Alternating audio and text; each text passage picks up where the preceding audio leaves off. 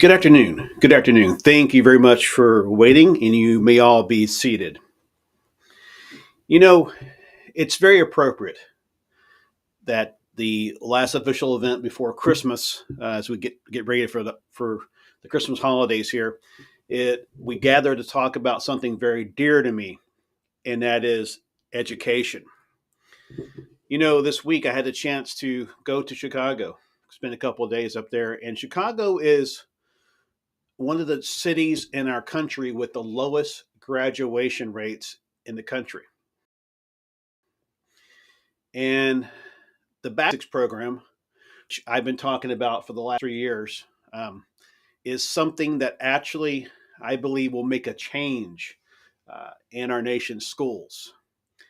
Amidst this gathering of distinguished educators and advocates for the future of our youth, I wish to emphasize two pivotal elements that demand our immediate attention and concentrated efforts: teacher retention and curriculum reform, aimed at reinforcing the teaching of fundamental knowledge.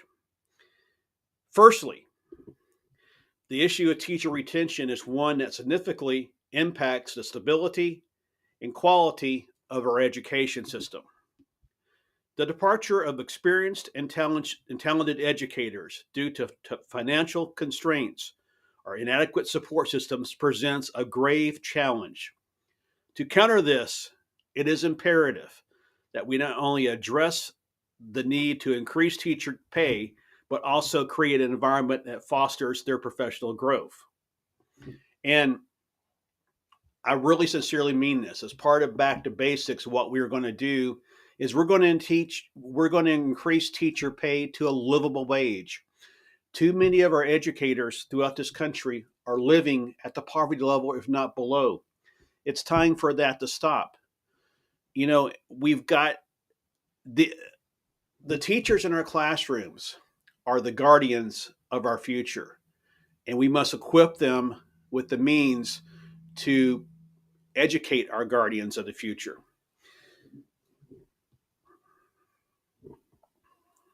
Our educators are the cornerstones of our educational institutions, and their retention is key to ensuring continuity, stability, and a high standard of education for our children by investing in programs that support their professional development, offering incentives that acknowledge their dedication, and creating supportive working environments.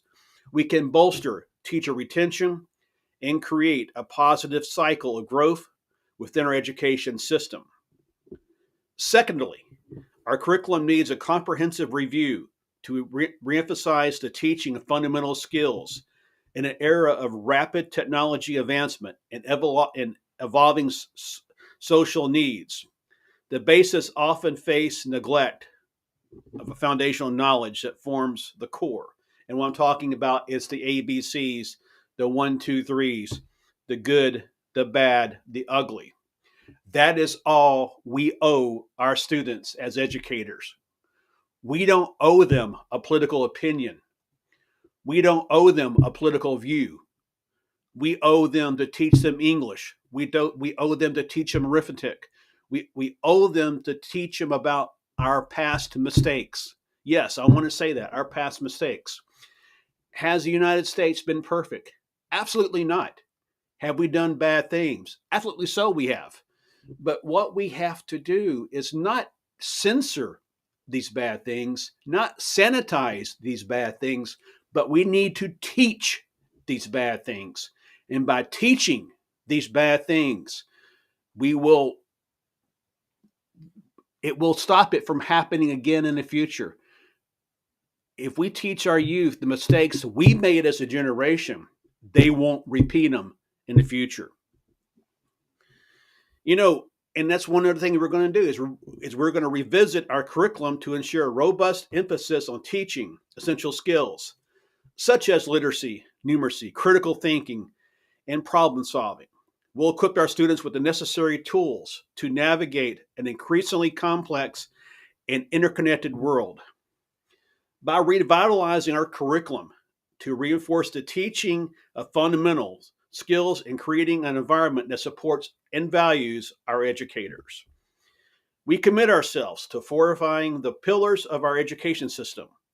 This approach not only ensures the retention of experienced teachers and educators, but also attracts new talents while simultaneously empowering our students with a strong educational foundation that prepares them for the challenges and opportunities of the future.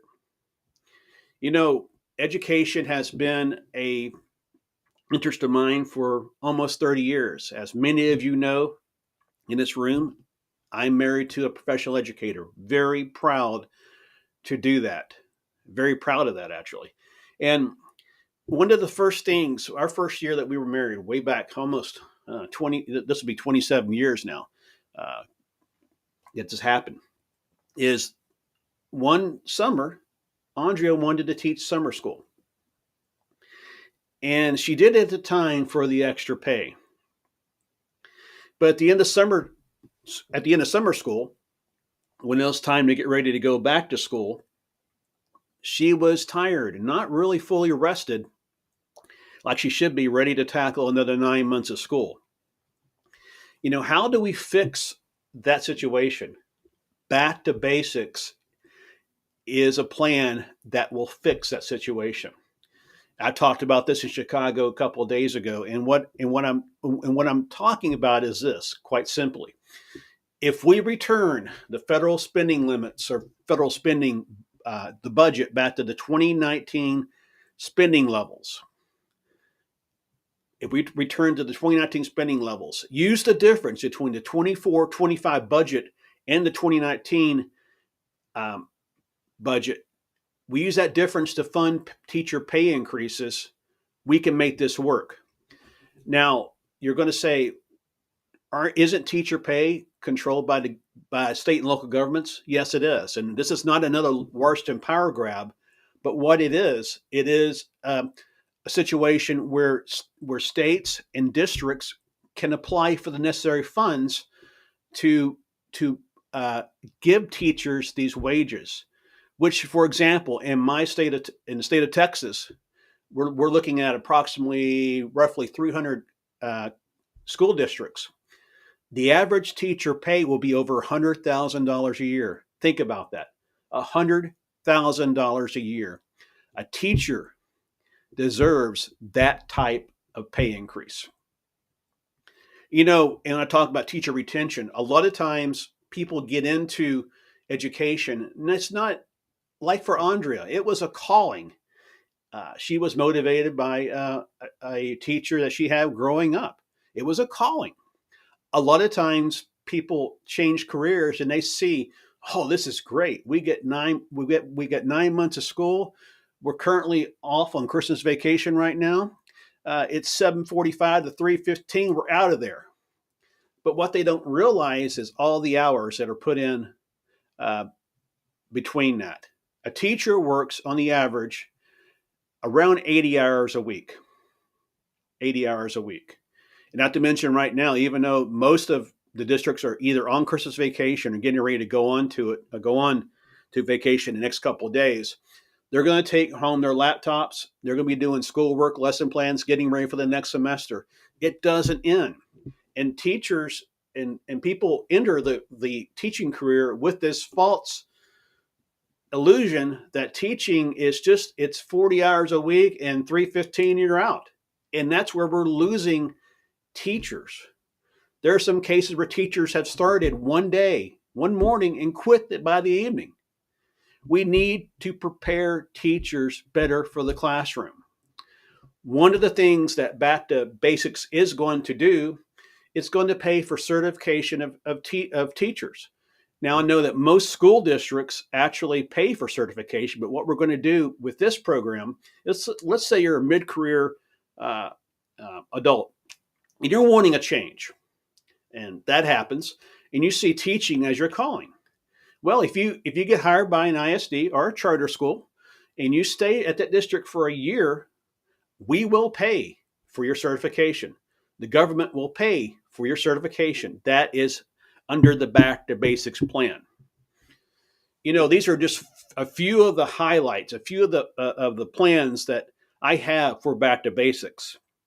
And I pledge my unwavering support to champion these initiatives, advocating for fair compensation and supportive environments for educators, as well as curriculum that places paramount importance on the teaching of essential skills for all. And before I wrap up today, I want you to think about this.